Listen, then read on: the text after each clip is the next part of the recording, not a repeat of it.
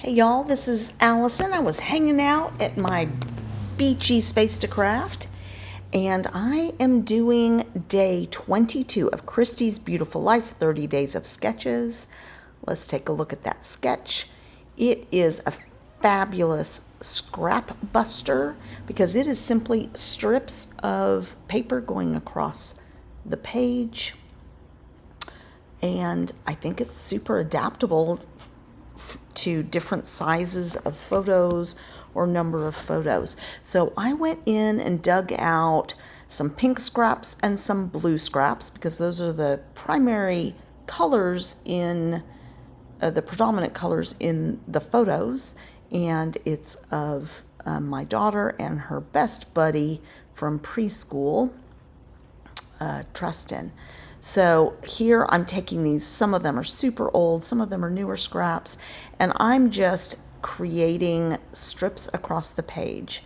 And I did decide to distress the edges of the long edges of the scraps rather than ink them, just because these are a lot of pastels in here, a little bit softer colors.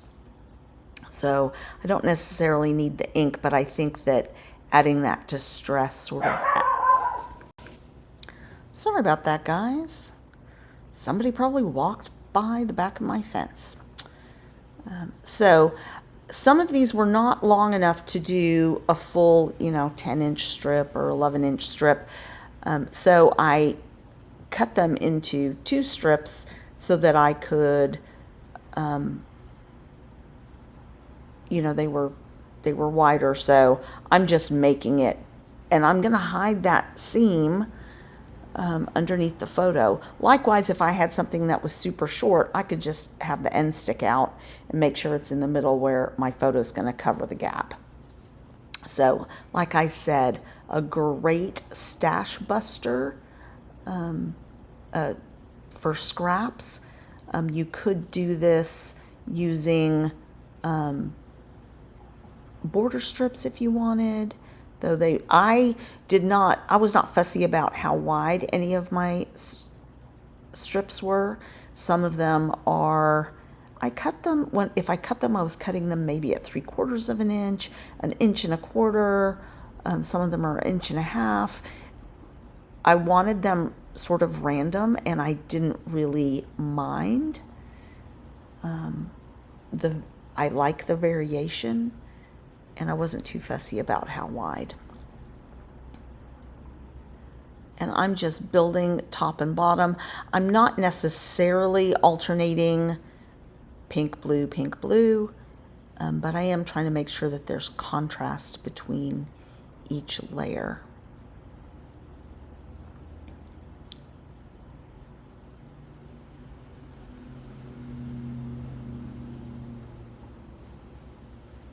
And the distress tool that I'm using is a super old Creative Memories distress tool. It fits in my hand really nicely. I really like it. It's got a little divot for your thumb, and it's got multiple access points to the blade, so it's lasted me years and years.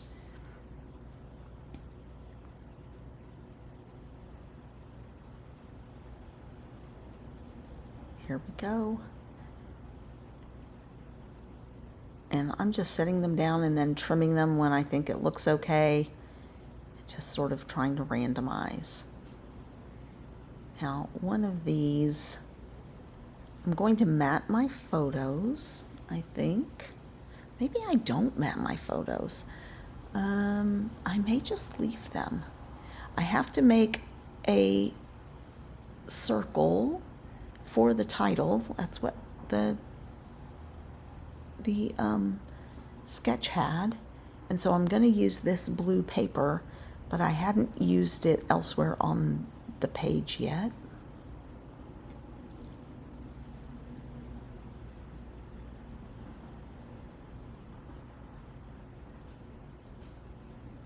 And these scraps are from all sorts of different collections and manufacturers, but most of the ephemera that I pulled is from Echo Park Play All Day.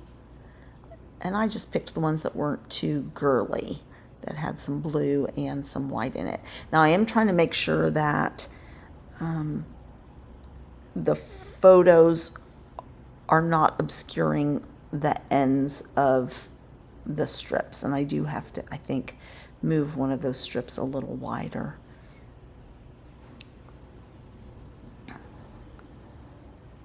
And I'm popping up the photos. I'm doing that instead of matting them so that you know, you'll get that little shadow behind them and they'll pop a little better off the page.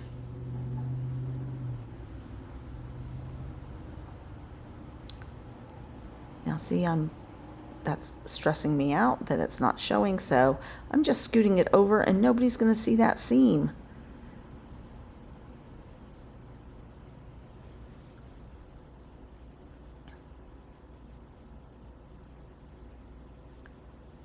And then I have a couple of extra strips, and I decide we're gonna add those on top. We're gonna add some extra layers to some of this and not worry about it. So you can see I had that big layer at the top, so I wanted to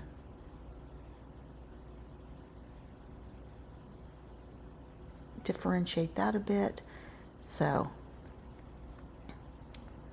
And there was some of that actually on the sketch as well. So I'm using my Creative Memories circle system. I'm just going to cut a circle out of this paper, and it's a pretty thin photo mat paper. I'm going to scuff it also. And then I decide what I had pulled was some rub-on letters, and I don't know what I was doing wrong, but I had a heck of a time getting those rub-on letters.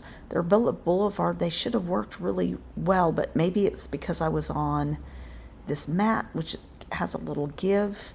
Maybe it would have been better had I done it on a harder surface. I don't know.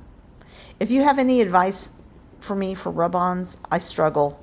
I struggle with the rub-ons. I did finally get this done, but it took a lot of pressure to activate these, and it was not a perfect job, let's just say that. I made it, but it wasn't perfect. So I'm just writing best buds.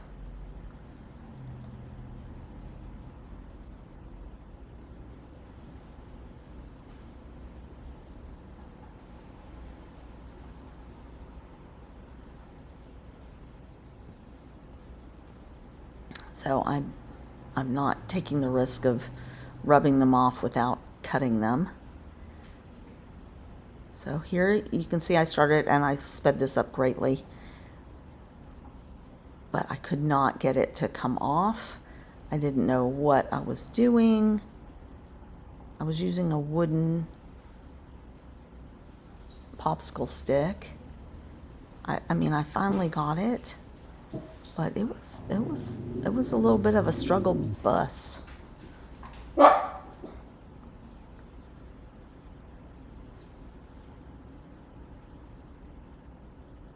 So that's why I sped this up even further than I normally do.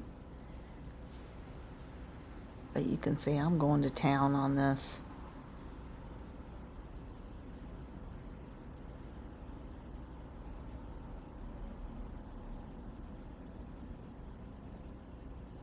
And then it started working a little bit better. But seriously, I'll comment below if you have conquered rub-ons. I need advice. I know some are easier to use than others, but I was expecting these Bella Boulevard ones to be great.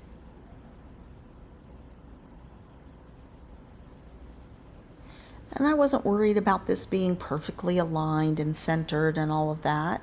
I wanted it a little off. It's very juvenile handwriting, and so that is what we are working with. And I'm just going to add some little stickers to that title. This little car was so cute. And because they were sitting in kind of a car or a little truck, a little ice cream truck toy.